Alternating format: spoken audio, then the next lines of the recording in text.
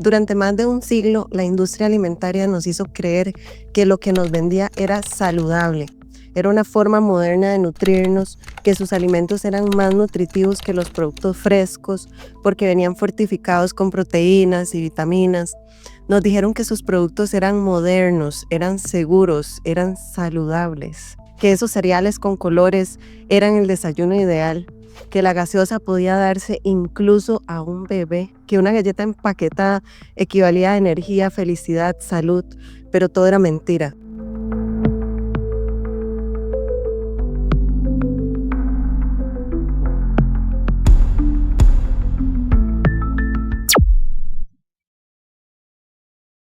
Durante décadas, la industria alimentaria nos manipuló con anuncios que parecían inocentes, con médicos que recomendaban alimentos que eran dañinos, con estudios científicos comprados. Sí, así como lo oyen, comprados. No fue casualidad, fue un plan cuidadosamente diseñado, un plan que moldeó nuestros cuerpos, nuestra salud y hasta la forma de pensar. Esta es la historia incómoda de cómo el marketing alimentario convirtió la comida en un negocio adictivo y de cómo el precio lo seguimos pagando nosotros. Empecemos por el origen. Nos vamos hacia los años 1900 a 1940. A inicios del siglo XX, Estados Unidos se convirtió en un laboratorio perfecto para experimentos. Y si la comida ya no fuera preparada en casa, sino fabricada en una industria, de esa idea nacieron gigantes empresas. En Michigan, 2 hermanos iban a cambiar para siempre la forma en que desayunaban millones de personas, los hermanos Kellogg, John y Will. John era médico y dirigía un sanatorio adventista. Estaba obsesionado con la pureza del cuerpo, la higiene y llevar una dieta vegetariana. Creía que muchos males físicos y espirituales provenían de la carne, el alcohol y los condimentos. Su hermano Will, en cambio, tenía un instinto mucho más empresarial, mucho más ambicioso. Un día, mientras experimentaban con trigo cocido, lo dejaron accidentalmente reposar demasiado tiempo. Al pasarlo por rodillos, obtuvieron unas láminas delgadas, los primeros cornflakes. John los veía como un alimento blando y sencillo para sus pacientes en el sanatorio, pero Will vio otra cosa, un negocio enorme. Aquí nació el conflicto entre estos 2 hermanos. John quería mantener la receta austera, sin azúcar ni aditivos, pero Will insistía en añadirle azúcar y aditivos para hacerlo más atractivo al público. Al final ganó Will, y así los cornflakes pasaron de ser un alimento de un sanatorio a convertirse en el desayuno de millones de familias. En 1906, Will fundó la Kellogg Company y con una estrategia de marketing agresiva llenó el país de anuncios que presentaban los cereales como una forma más sana y moderna para empezar el día.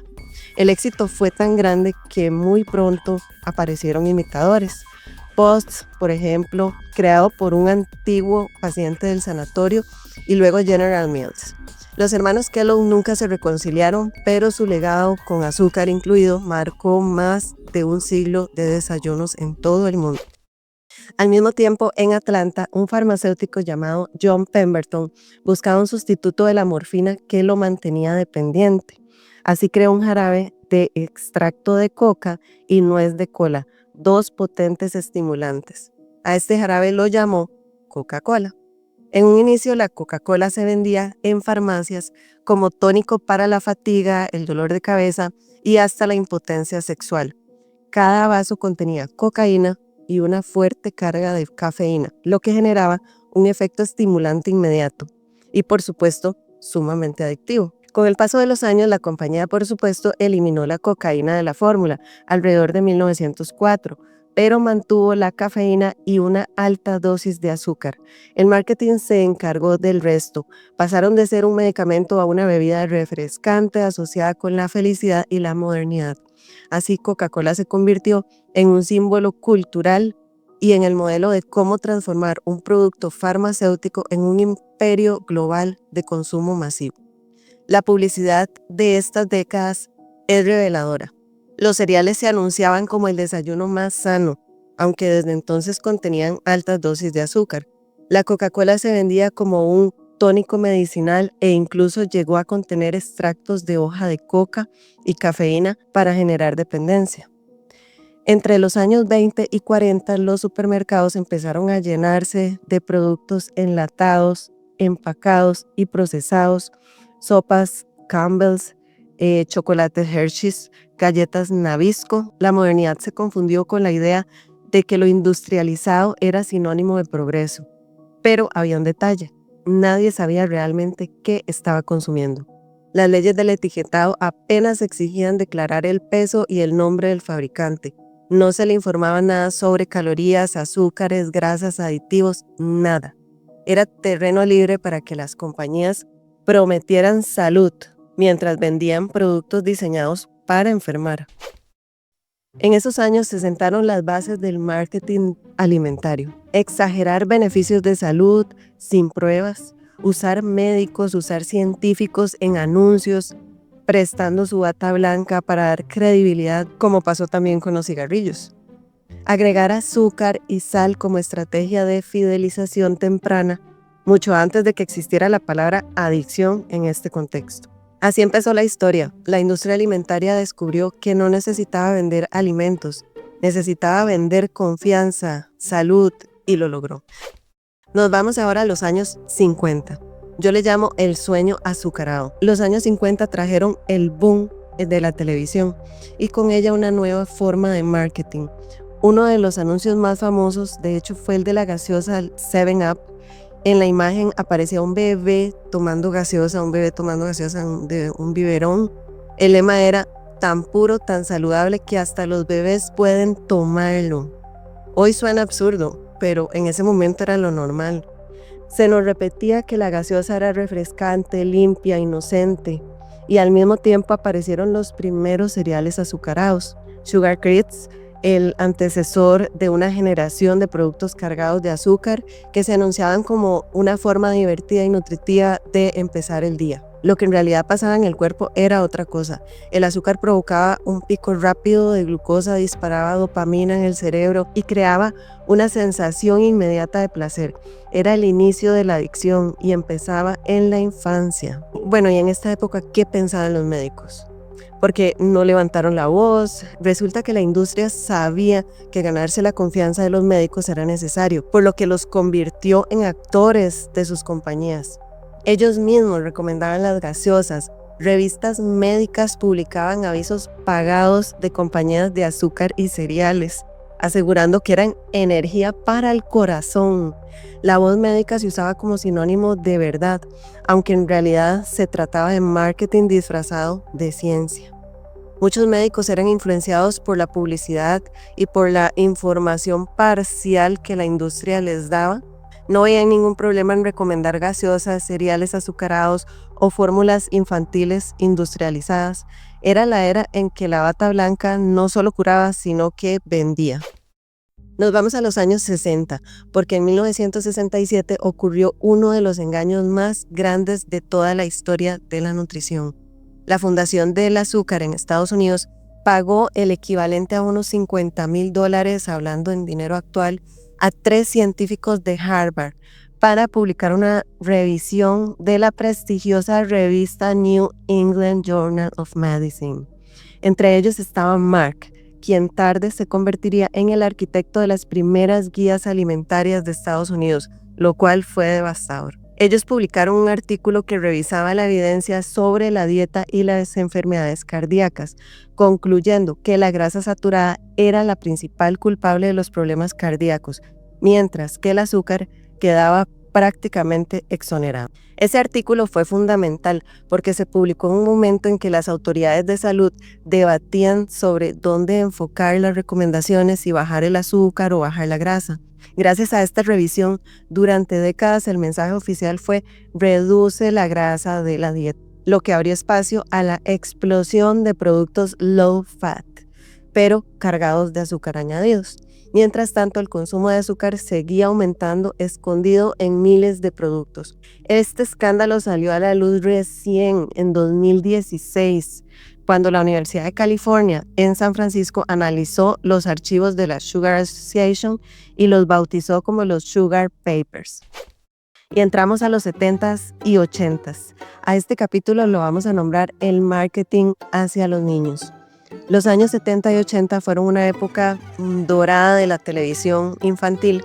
Cada sábado por la mañana millones de niños se sentaban frente a la pantalla para ver caricaturas y recibían un bombardeo publicitario. En esta época, más de la mitad de los anuncios que veían los niños eran de comida ultraprocesada.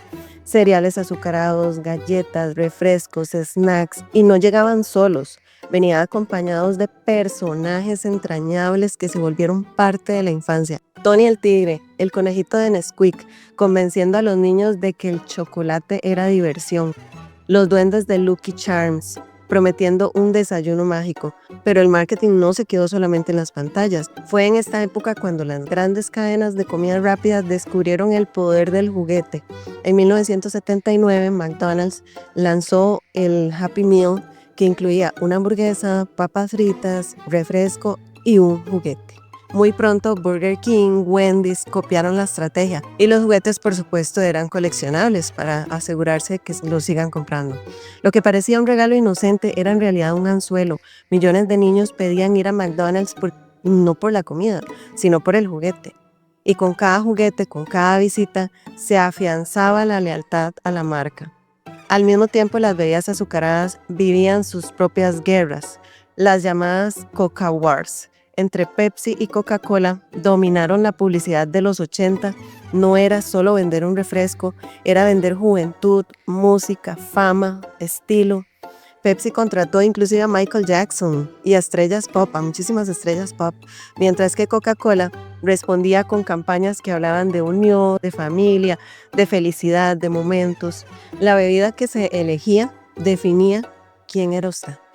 Los padres pensaban que los hijos simplemente veían caricaturas, pero en realidad la televisión era la niñera perfecta para la industria alimentaria.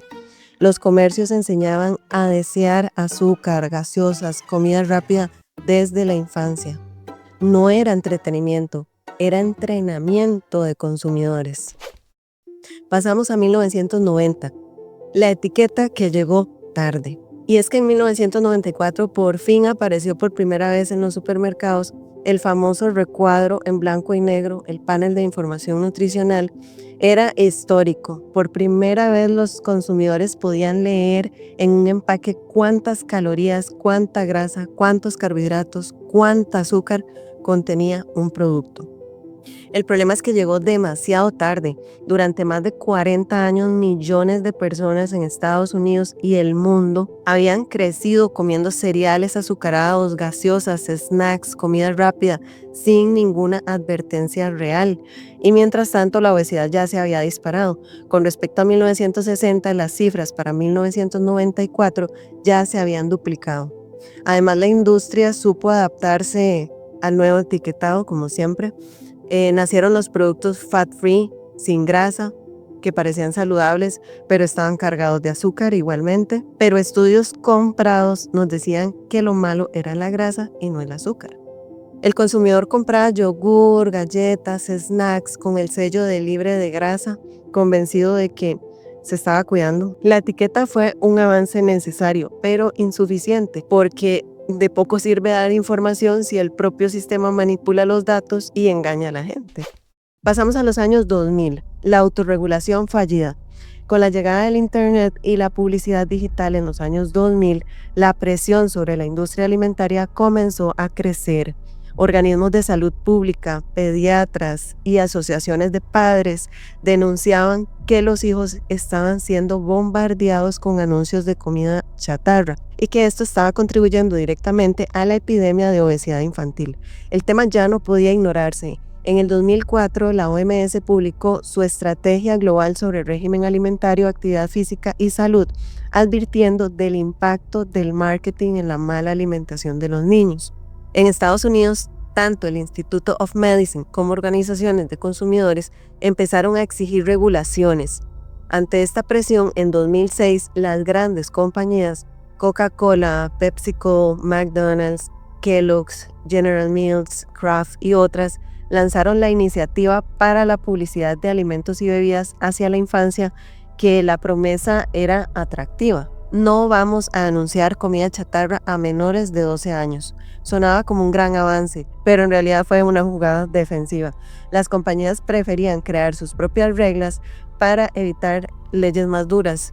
Y estas reglas estaban llenas de puros vacíos. Cada empresa definía qué era para ellos comida saludable según sus propios criterios. Así que un cereal cargadísimo de azúcar podría ser anunciado sin problemas si llevaba vitaminas añadidas, por ejemplo. El resultado se vio pronto.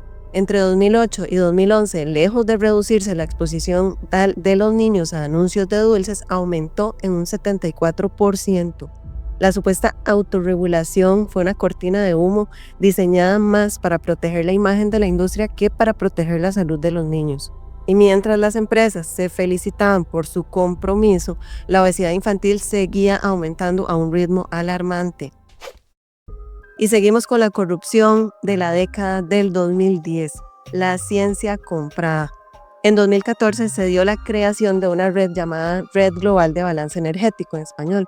La idea parecía científica e incluso altruista, investigar las causas de la obesidad a nivel mundial, pero en realidad era un caballo de Troya. El mensaje que repetía esta red era: el verdadero problema de la obesidad no es lo que comemos, sino es que no estamos haciendo suficiente ejercicio. Ese fue el mensaje. Pero en el 2015, el diario The New York Times filtró correos electrónicos que revelaban la verdad.